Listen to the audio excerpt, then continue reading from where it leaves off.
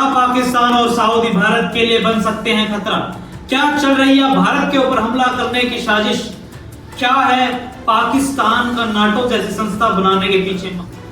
मैं आपका दोस्त राहुल, जानते हैं पूरी खबर डिटेल के साथ। बीते दिन पहले जब इजराइल ने कतर के दोहा पर, जो कि कतर की राजधानी पर हमला किया था, उस हमले के बाद में इस सभी के सभी इस्लामिक देश दोहा में इकट्ठे होते हैं। वहां पर एक बड़ी समिट रखी जाती है जिसके अंदर पाकिस्तान और बाकी सभी इस्लामिक कंट्रियां शामिल हैं। इसमें क्या निर्णय लिया जाता है?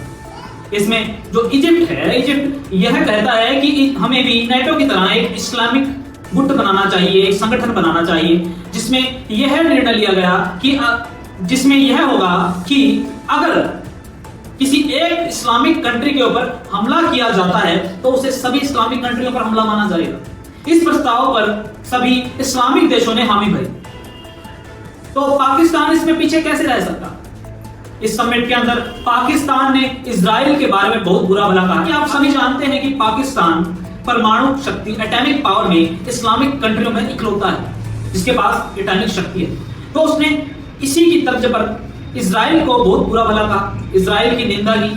जो उसने हमास के ऊपर आक्रमण किए उसके बारे में उसने अपनी संवेदनाएं व्यक्त की और कहा इजिप्ट ने जो प्रस्ताव रखा है हमें उसे लागू करना चाहिए। तो इसी की तर्ज में 17 सितंबर 2025 में पाकिस्तानी प्राइम मिनिस्टर सऊदी जाते हैं, जहां पर उनका स्वागत किया जाता है अल अयाम पैलेस के अंदर, जो कि सऊदी के प्रिंस मोहम्मद बिन सलमान का पैलेस है, जिसके अंदर पाकिस्तानी प्रधानमंत्री का स्वागत किया जाता है और साथ ही साथ यह भी निष्कर्ष निकाला जाता है कि आगे क्या किया जाए। और उसी समय इस दो पाकिस्तानी दौरे के दौरान, जो कि सऊदी में हुआ है, एक समझौते पर हस्ताक्षर किए जाते हैं जिसे नाम दिया गया है स्ट्रेटेजी म्यूचुअल डिफेंस एग्रीमेंट, जिसके अंदर यह लिखा गया था कि अगर सऊदी या पाकिस्तान पर किसी भी तरह का हमला अगर किया जाता है तो दोनों देशों पर हमला माना जाएगा और दोनों देश एक दूसरे के डिफेंसिव रूप में मदद करेंगे।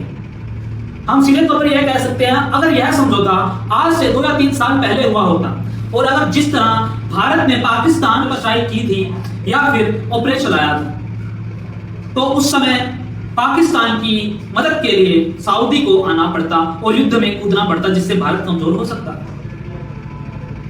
आइए समझते हैं क्या यह भारत के लिए बहुत बड़ा खतरा बन सकता है। आखिर विश्व स्तर पर क्या प्रभाव पड़ेगा इस एग्रीमेंट का क्या नाम है, एग्रीमेंट में क्या लिखा है और ऐसा क्या हो सकता है। एग्रीमेंट जो पाकिस्तान और सऊदी के बीच में हुआ है उसे म्यूचुअल डिफेंस एग्रीमेंट नाम दिया गया, जिसके अंदर यह लिखा गया है कि अगर किसी एक देश के ऊपर किसी भी तरह का हमला होता है या किया जाता है तो उसे दोनों देशों पर हमला माना जाएगा, जिसमें भारत की प्रतिक्रिया अहम है। भारतीय विदेश मंत्रालय ने यह कहा है कि हम पाकिस्तान और सऊदी के बीच हुए समझौते की पूर्णतः अध्ययन कर रहे हैं। तो आखिर क्या हुआ कि सऊदी ने पाकिस्तान के साथ इस तरह डिफेंस एग्रीमेंट पर हस्ताक्षर किए।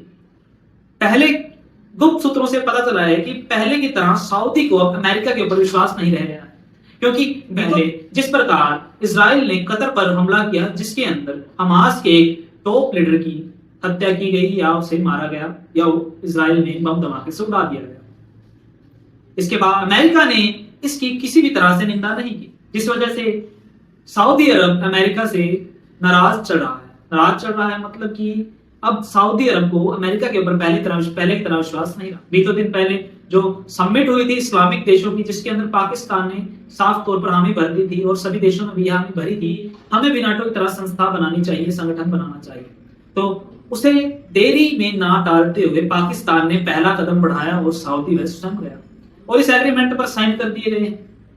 तो हो सकता है कि यह भविष्य में भारत के लिए, अमेरिका के लिए और बाकी सभी देशों के लिए संकट उत्पन्न कर सकता है। अब बाकी राय मैं आपके ऊपर छोड़ता हूं। संवाददाता राहुल, कैमरामैन रजत इंदौरा के साथ।